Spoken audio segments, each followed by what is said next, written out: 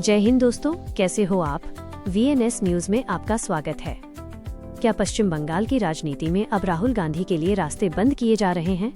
23 अप्रैल को होने वाला राहुल गांधी का बंगाल दौरा अचानक रद्द कर दिया गया है। कांग्रेस का आरोप है कि ममता सरकार ने जानबूझकर अड़ंगे डाले। वहीं TMC का कहना है कि इसके पीछे चुनाव आयोग का हाथ है। आज की इस रिपोर्ट में हम इस विवाद की पूरी सच्चाई बताएंगे। आखिर क्यों राहुल गांधी को बंगाल में घुसने से रोका जा रहा है? क्या दीदी अब राहुल गांधी के बढ़ते प्रभाव से डरने लगी हैं? कांग्रेस के आरोप बहुत सीधे और गंभीर हैं।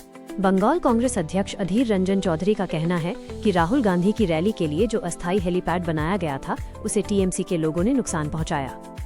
कांग्रेस का दावा है कि सिलीगुड़ी और आसपास के इलाकों में रैलियां होनी थी, लेकिन अंतिम समय पर सुरक्षा और अनुमति के नाम पर प्रशासन ने हाथ खड़े कर दिए।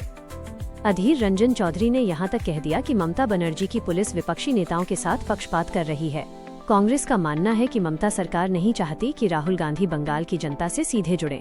दूसरी तरफ तृणमूल कांग्रेस यानी TMC ने इन आरोपों को सिरे से खारिज कर दिया है। ममता बनर्जी की पार्टी का कहना है कि ये आरोप पूरी तरह निराधार हैं।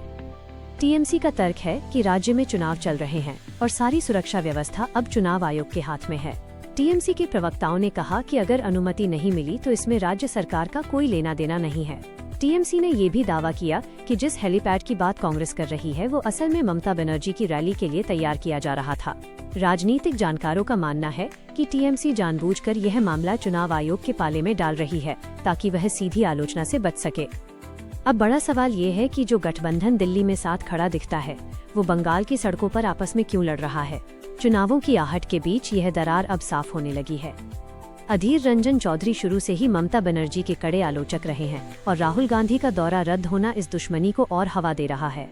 क्या ममता बनर्जी को डर है कि राहुल गांधी के आने से मुस्लिम वोट बैंक या युवाओं का समर्थन कांग्रेस की तरफ मुड़ जाए? अब बात करते हैं चुनाव आयोग के पक्ष की।